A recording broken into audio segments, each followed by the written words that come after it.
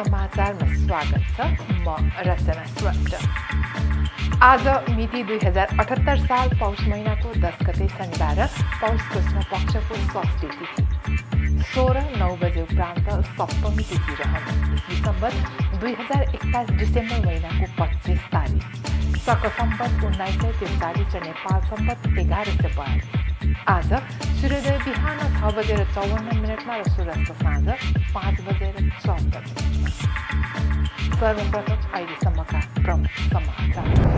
पाटन दरबार क्षेत्रमा बौद्ध विहार भएको पुष्टि। दरबार क्षेत्रमा हालै फेला परेको 1400 वर्ष पुरानो शिलालेखले दरबार क्षेत्रमा लिच्छवीकालीन विहार थियो भन्ने तथ्य पुष्टि गर्ने बलियो प्रमाण भएको। 15 पंक्ति पाठ रहेको अभिलेखमा लिच्छवी लिपि र पौड संस्कृत भाषा प्रयोग भएको शिलालेखले नेपालको लिच्छवीकालीन बौद्ध इतिहासलाई नयाँ मोड दिने विश्वास। यो सामान्य शिलालेख मात्र नभएर इतिहासको साक्षी रहेको विज्ञको भनाइ। आज इसाई धर्मका अनुयायीहरूका सौहार्दता तथा खुसियालीको चाड क्रिसमस। आजको दिन संसारभरि नै उपहारहरू साटासाट गरी क्रिसमस रुख सिँगारिँदै भोज आयोजना गरेर गिर्जाघरहरूमा गएर क्रिसमस मनाइने परम्परा। इसाईहरूले मात्र नभई गैर इसाईहरूले समेत विभिन्न मनोरञ्जनात्मक कार्यक्रम गरी मनाउने गरिएको। आजको दिन क्रिसमसको ठुलो आकर्षण भनेको सान्ता क्लजले सबैलाई उपहार दिने र खुसी पार्ने भन्ने विश्वास। देवघाटमा हरेक वर्ष आयोजना हुने माघे संक्रान्ति मेलालाई व्यवस्थित गर्न माघे संक्रान्ति मेला मूल व्यवस्थापन समिति गठन। मेलालाई व्यवस्थित गर्न 20वटा उपसमिति गठन गरिएको। धार्मिक र पर्यटकीय दृष्टिकोणले महत्त्वपूर्ण रहेको देवघाट धाममा हरेक वर्षको माघे संक्रान्तिमा लाखौं भक्तजन स्नानका लागि आउँछन्। देवघाट स्नानका लागि बिर्नी संगम तथा चितवन र नवलपुरको किनारमा क्षेत्र निर्धारण गरिएको। स्नानका क्रममा कुनै अप्रिय घटना हुन नदिन सशस्त्र प्रहरीको गोताखोर परिचालन गरिने। बागलुङका कृषकहरूले सुन्तला खेती गर्न थालेपछि एउटै गाउँमा वार्षिक करोडौं रकम भित्रिँदै अन्नबाली भन्दा सुन्तला खेती गर्दा राम्रो आम्दानी हुन थालेपछि किसानहरू सुन्तला खेतीतर्फ आकर्षण। सिगानामा अहिले प्रति किलो 60 देखि 80 रुपियाँमा सुन्तला बिक्री भइरहेको। सडक बाटोको पहुँच राम्रो भएकाले थोक व्यापारीहरू घर घरमा पुगेर सुन्तला खरिद गर्दा किसानहरूलाई सहज। सिगानामा सुन्तला भण्डारणका लागि चिसान केन्द्र समेत निर्माण गरिएको। सुन्तलाको व्यावसायिक खेतीले परनिर्भरता हट्नुको साथै पैसा कमाउन विदेश नै जानुपर्छ भन्ने सोच बिस्तारै हट्दै गयो। ललितपुर महानगरपालिकाले कोरोना प्रभावितलाई सहयोग उपलब्ध गराउन सुरु। कोरोना संक्रमणबाट ज्यान गुमाएकाहरूको परिवार संक्रमित भई आइसोलेसन वा भेन्टिलेटरमा उपचार गराएका र अस्पताल भर्ना भई सामान्य उपचार गराएकाहरूलाई राहत रकम वितरण सुरु गरिएको। राहत रकमका लागि परिचय खुल्ने कागजपत्र लिएर जानुपर्छ।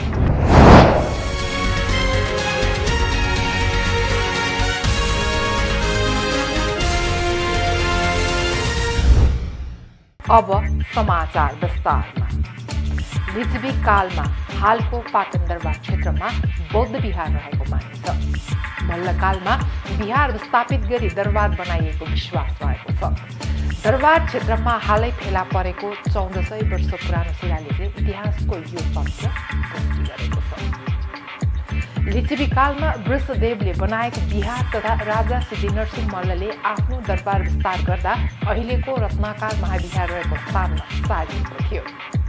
विहार भएको ठाउँमा केशव नारायण चोक निर्माण गरियो। दरबार क्षेत्रमा फेला परेको 1400 वर्ष पुरानो शिलालेखलाई दरबार क्षेत्रमा लिच्छवीकालीन विहार थियो भन्ने तथ्य पुष्टि गर्ने बलियो प्रमाण मानिएको बताइएको छ। दलको खाडल खन्ने क्रममा भीमसेन मन्दिर अगाडि बौद्ध विहार उल्लेख भएको महासामन्त अंशुवर्माको शिलापत्र प्राप्त भएको हो। 6 फिट अग्लो अभिलेखमा बौद्ध धर्मचक्र र श्रावण मृग पुगिएको छ। लिच्छवी सम्वत 536 ज्येष्ठ मासे शुक्ल पक्ष प्रष्ट अभिलेखमा वृषदेव कारितक भनेर राजा वृषदेवले राजविहार बनाएको उल्लेख छ। 15 पंक्ति पाठ रहेको अभिलेखमा लिच्छवी लिपि र पौड संस्कृत भाषा प्रयोग भएको जनाइएको छ। अभिलेखमा रहेको लिपिको प्रतिलिपि उतार्दै लिपिविज्ञ श्यामसुन्दर राजवंशीले शिलालेखको प्रारम्भिक अनुसन्धानबाट दरबार क्षेत्रमा बौद्ध विहार रहेको पुष्टि भएको दावी गर्नुभएको हो। राजा मानदेवका जिजुबुबा लिच्छवी राजा वृषदेव बौद्ध धर्मका अनुयायी भएको र काठमाडौँ उपत्यकाका विभिन्न ठाउँमा बौद्ध चैत्य तथा विहार निर्माण गराएको इतिहास छ। शिलालेखमा योगग्राम र अन्तिम पंक्तिमा द्रुत कुमाराध्य चन्द्रजीव नाम उल्लेख गरिएको छ। पुरातत्वविद प्रकाश जर्नालले शिलालेख पुरातात्विक र ऐतिहासिक रूपमा निकै महत्त्वपूर्ण भएकाले गहन अध्ययनका लागि सुरक्षित राख्नुपर्ने बताउनु भएको छ। यसले नेपालको लिच्छवीकालीन बौद्ध इतिहासलाई नयाँ मोड दिने लिपिविज्ञ राजवंशको दाबी छ। विज्ञ टोलीले शिलालेख पाटन सङ्ग्रहालयमा राखेका छन्। यो सामान्य शिलालेख मात्र नभएर इतिहासको साक्षी रहेको बताइएको छ। यसले थुप्रै अनुत्तरित प्रश्नको उत्तर दिने सामर्थ्य राख्ने भएकाले सूक्ष्म अध्ययन हुन जरुरी रहेको बताइएको छ। आज इसाई धर्मका अनुयायीहरूका सौहार्दता र खुसियालीको चाड क्रिसमस मनाउँदछन्। इसाईहरूको सबैभन्दा ठूलो यो पर्वमा विभिन्न कार्यक्रम आयोजना गरी धुमधामका साथ यो पर्व उल्लासका साथ मनाउने गरिन्छ। आजका दिन संसारभरि नै उपहारहरू साटासाट गरी क्रिसमस रुख सिँगारिँदै भोज आयोजना गरेर गिर्जाघरहरूमा गएर क्रिसमस मनाइन्छ। यो पर्वलाई केवल इसाईहरूले मात्र नभई गैर इसाईहरूले समेत विभिन्न मनोरञ्जनात्मक कार्यक्रम गरी मनाउँदछन्। क्रिसमसको ठूलो आकर्षण भनेको सान्टा क्लज हो। रातो टोपी लगाएका सेतो दाढी जुङ्गा भएको मोटो घाटो ठूलो शरीर देखिने व्यक्तिले सबैजनालाई उपहार दिई खुसी बाँड्छन् भन्ने विश्वास रहेको छ। एक रिपोर्ट। आज इसाई धर्मका अनुयायीहरूका सौहार्दता तथा खुसियालीको चाड क्रिसमस। इसाईहरूको सबैभन्दा ठूलो यो पर्वमा विभिन्न कार्यक्रमको आयोजना गरी धुमधामका साथ मनाउने गरिन्छ। आज इसाई धर्मका प्रवर्तक जिसस अर्थात् प्रभु येशूको जन्मदिन हो। विभिन्न प्राचीन युरोपियन दस्तावेजका अनुसार क्राइस्ट धरतीमा आउनु पूर्व नै पनि युगको यो मध्य समयमा आगो र प्रकाशको चाड मनाइने कुरा उल्लेख छ। समयसँगै आजको दिनलाई क्रिसमसको रूपमा मनाउन थालिएको हो। ईस्वी सम्वतका अनुसार हरेक वर्षको डिसेम्बर 25लाई क्रिसमसको रूपमा मनाइन्छ भने केही देशहरूले डिसेम्बर 24मा पनि मनाउने गर्दछन्। ईस्वी सम्वतलाई क्राइस्टको जन्म अगाडि र एनोनो डोमिनी क्राइस्ट पछाडि गरी दुई भागमा बाँडिएको छ।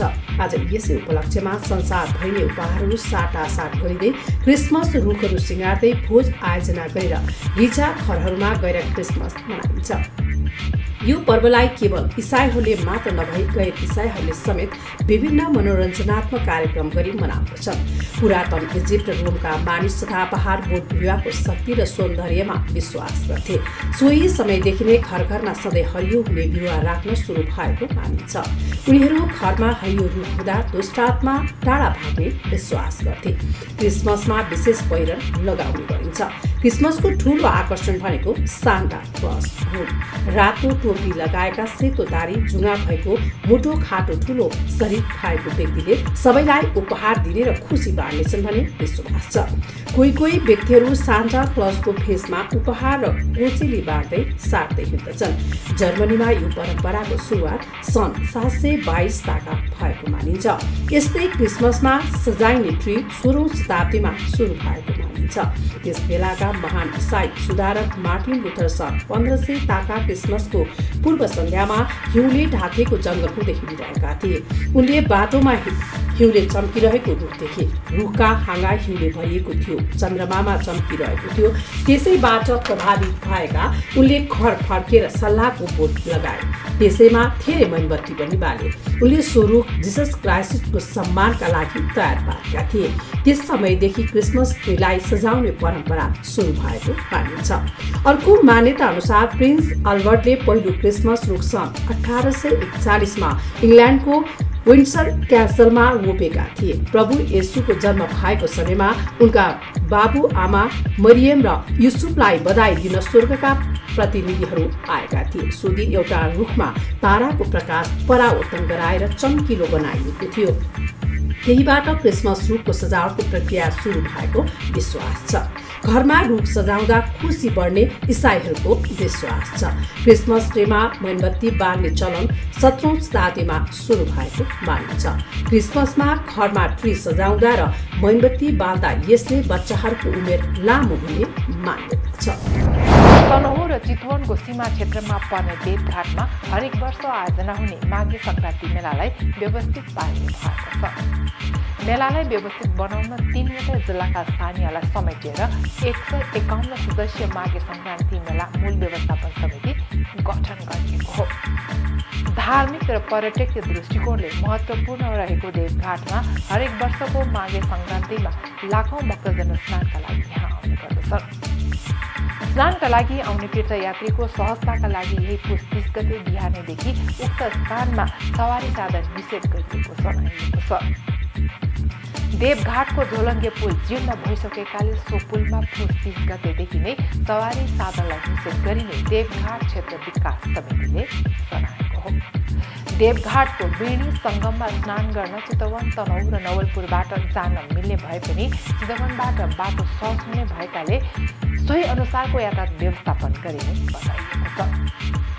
त्रिशुली तथा कालीगण्डकी नदी तरेर सङ्गम स्थल पुग्नका लागि प्रति व्यक्ति 30 रुपियाँभन्दा बढी पैसा लिन नपाउने गरी क्षेत्र विकास समितिले शुल्क तोकेको जनाइएको छ। देवघाटमा माघे संक्रान्ति स्नानका लागि पुस मसान्तदेखि नै नेपालका विभिन्न जिल्ला तथा भारतबाट समेत तीर्थयात्री आउने गरेका छन्। गत वर्ष कोरोना कहरका कारण देवघाटमा स्नान गर्न प्रतिबन्ध गरिएकोमा यस वर्ष भने देवघाट स्नानलाई व्यवस्थित पारिएको देवघाट क्षेत्र विकास समितिले जनाएको छ। देवघाट स्नानका लागि बेणी सङ्गम तथा चितवन र नवलपुरको किनारमा क्षेत्र निर्धारण गरिएको बताइएको छ। स्नानका क्रममा कुनै अप्रिय घटना हुन नदिन सशस्त्र प्रहरीको गोताखोर परिचालन गरिने भन्दै अन्य सुरक्षाका लागि 3वटा जिल्लामा नेपाल प्रहरीका सुरक्षाकर्मी परिचालन हुने बताइएको छ। मेलालाई व्यवस्थित गर्न 20वटा उपसमिति गठन गरिएको छ। स्वयंसेवक परिचालन, धुनी व्यवस्थापन, बजार व्यवस्थापन तथा सरसफाई, खानेपानी व्यवस्थापन, प्राथमिक उपचार, बिजुली बत्ती, ढुङ्गा व्यवस्थापन लगायत उपसमिति गठन गरिएका छन्। बागलुङका कृषकहरूले सुन्तला खेती गर्न थालेपछि एउटै गाउँमा वार्षिक करोडौं रकम भित्रिन थालेको छ। अन्न बाली भन्दा सुन्तला खेती गर्दा राम्रो आम्दानी हुन थालेपछि किसानहरू सुन्तला खेतीतर्फ आकर्षित भएका हुन्। सिङ्गडामा अहिले प्रति किलो 60 देखि 80 रुपियाँ सुन्तला बिक्री भइरहेको छ। पहिले गाउँमा मोटर बाटोको पहुँच नहुँदा टाढा टाढासम्म डोकोमै बोकेर बिक्री गर्नुपर्ने अवस्था रहेको थियो। तर अहिले सडक बाटोको पहुँच राम्रो भएकाले थोक व्यापारीहरू घर घरमै पुगेर सुन्तला खरिद गर्दा किसानहरूलाई सहज भएको छ। एक रिपोर्ट। बागलुङका कृषकहरूले मुख्य खेतीको रूपमा सुन्तला खेती गर्न थालेपछि एउटै गाउँमा वार्षिक 2 करोड बढी रकम भित्र्याउने गरेका छन्। सुन्तलाको व्यावसायिक खेतीले परनिर्भरता हट्नुको साथै पैसा कमाउन विदेश नै जानुपर्छ भन्ने सोच पनि बिस्तारै हट्दै गएको हो। बागलुङ जिल्लाको बागलुङ नगरपालिका 8 सिगानाका किसानले यो वर्ष 2 करोड बढीको सुन्तला बिक्री गरेर तयारी गरेका छन्। अन्नबाली भन्दा सुन्तला खेती गर्दा राम्रो आम्दानी हुन थालेपछि किसानहरू सुन्तला खेतीतर्फ आकर्षित भएका हुन्। सिगानामा अहिले प्रति किलो 60 देखि 80 रुपियाँमा सुन्तला बिक्री भइरहेको छ। केही वर्ष अघिसम्म सुन्तला खेती गरे पनि बजार अभाव हुने र उत्पादन राम्रो भए पनि बिक्रीका लागि ठुलै सकस बेहोर्नु पर्ने बाध्यता थियो। तर अहिले बजारको समस्या नरहेको किसानहरूले बताएका छन्। मैले सुरु गरेको व्यवसाय ढङ्गबाट मैले 32 सालदेखि सुन्तला लगाउन सुरु गरेँ।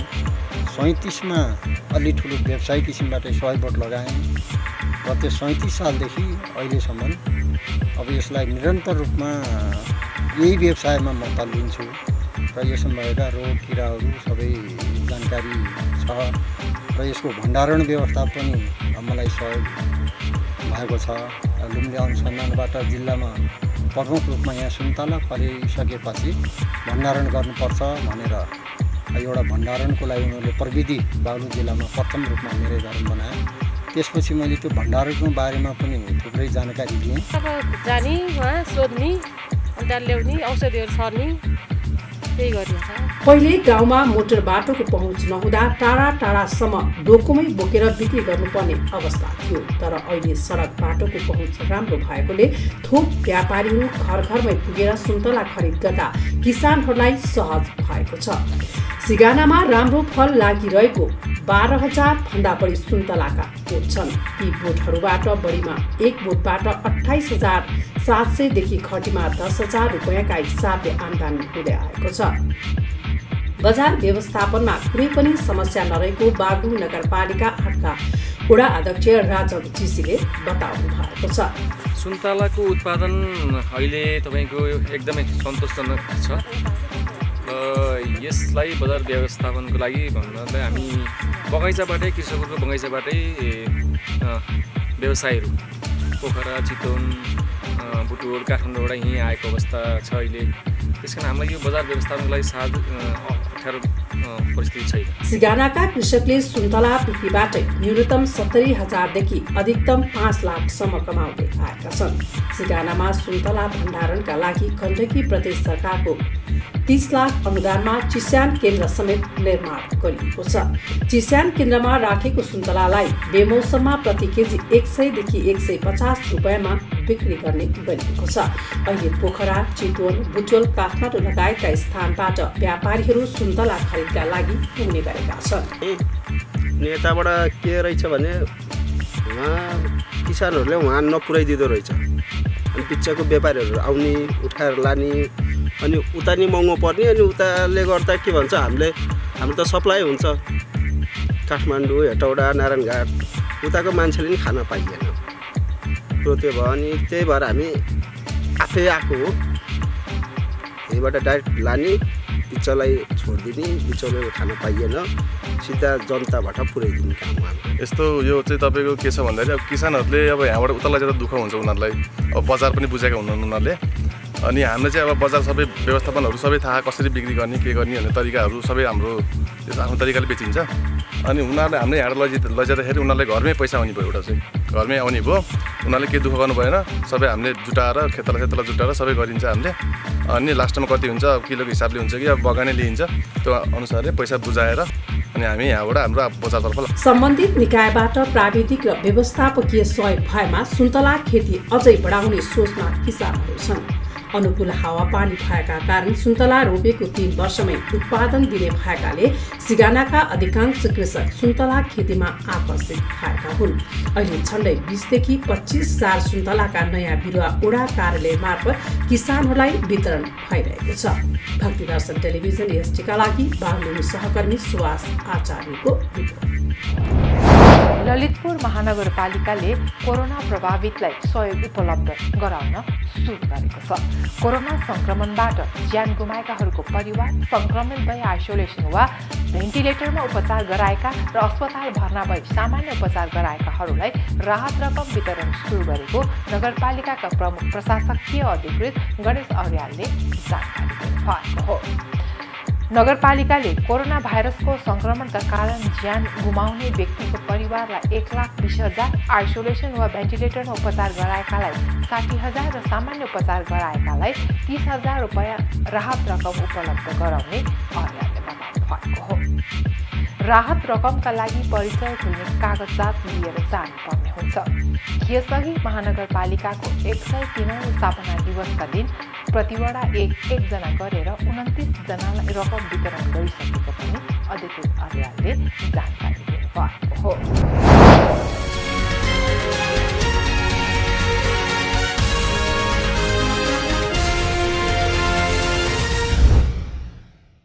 अहिलेलाई हामी भक्तिदर्शन समाचारको अन्त्यमा आइसकेका छौँ। जाँदा जाँदै प्रमुख समाचार पाटन दरबार क्षेत्रमा बौद्ध विहार भएको पुष्टि। दरबार क्षेत्रमा हालै फेला परेको 1400 वर्ष पुरानो शिलालेखले दरबार क्षेत्रमा लिच्छवीकालीन विहार थियो भन्ने तथ्य पुष्टि गर्ने बलियो प्रमाण भएको। 15 पंक्ति पाठ रहेको अभिलेखमा लिच्छवी लिपि र बौद्ध संस्कृत भाषा प्रयोग भएको शिलालेखले नेपालको लिच्छवीकालीन बौद्ध इतिहासलाई नयाँ मोड दिने विश्वास। यो सामान्य शिलालेख मात्र नभएर इतिहासको साक्षी रहेको विज्ञको भनाइ। आज इसाई धर्मका अनुयायीहरूका सौहार्दता तथा खुसियालीको चाड क्रिसमस। आजको दिन संसारभरि नै उपहारहरू साटासाट गरी क्रिसमस रुख सिँगारिँदै भोज आयोजना गरेर गिर्जाघरहरूमा गएर क्रिसमस मनाइने परम्परा। इसाईहरूले मात्र नभई गैर इसाईहरूले समेत विभिन्न मनोरञ्जनात्मक कार्यक्रम गरी मनाउने गरिएको। आजको दिन क्रिसमसको ठूलो आकर्षण भनेको सान्ता क्लजले सबैलाई उपहार दिने र खुसी पार्ने भन्ने विश्वास। देवघाटमा हरेक वर्ष आयोजना हुने माघे संक्रान्ति मेलालाई व्यवस्थित गर्न माघे संक्रान्ति मेला मूल व्यवस्थापन समिति गठन, मेलालाई व्यवस्थित गर्न 20वटा उपसमिति गठन गरिएको। धार्मिक र पर्यटकीय दृष्टिकोणले महत्त्वपूर्ण रहेको देवघाट धाममा हरेक वर्षको माघे संक्रान्तिमा लाखौं भक्तजन स्नानका लागि आउँछन्। देवघाट स्नानका लागि बिर्नी संगम तथा चितवन र नवलपुरको किनारमा क्षेत्र निर्धारण गरिएको। स्नानका क्रममा कुनै अप्रिय घटना हुन नदिन सशस्त्र प्रहरीको गोताखोर परिचालन गरिने। बाङलुङका कृषकहरूले सुन्तला खेती गर्न थालेपछि एउटै गाउँमा वार्षिक करोडौं रकम भित्रिँदै अन्नबाली भन्दा सुन्तला खेती गर्दा राम्रो आम्दानी हुन थालेपछि किसानहरू सुन्तला खेतीतर्फ आकर्षण। सिगानामा अहिले प्रति किलो 60 देखि 80 रुपैयाँमा सुन्तला बिक्री भइरहेको। सडक बाटोको पहुँच राम्रो भएकाले थोक व्यापारीहरू घर घरमा पुगेर सुन्तला खरिद गर्दा किसानहरूलाई सहज। सिगानामा सुन्तला भण्डारणका लागि चिसान केन्द्र समेत निर्माण गरिएको। सुन्तलाको व्यावसायिक खेतीले परनिर्भरता हट्नुको साथै पैसा कमाउन विदेश नै जानुपर्छ भन्ने सोच बिस्तारै हट्दै गयो। ललितपुर महानगरपालिकाले कोरोना प्रभावितलाई सहयोग उपलब्ध गराउन सुरु। कोरोना संक्रमणबाट ज्यान गुमाएकाहरूको परिवार संक्रमित भई आइसोलेसन वा भेन्टिलेटरमा उपचार गराएका र अस्पताल भर्ना भई सामान्य उपचार गराएकाहरूलाई राहत रकम वितरण सुरु गरिएको। राहत रकमका लागि परिचय खुल्ने कागजपत्र लिएर जानुपर्छ। भक्तिदर्शन समाचार यति नै।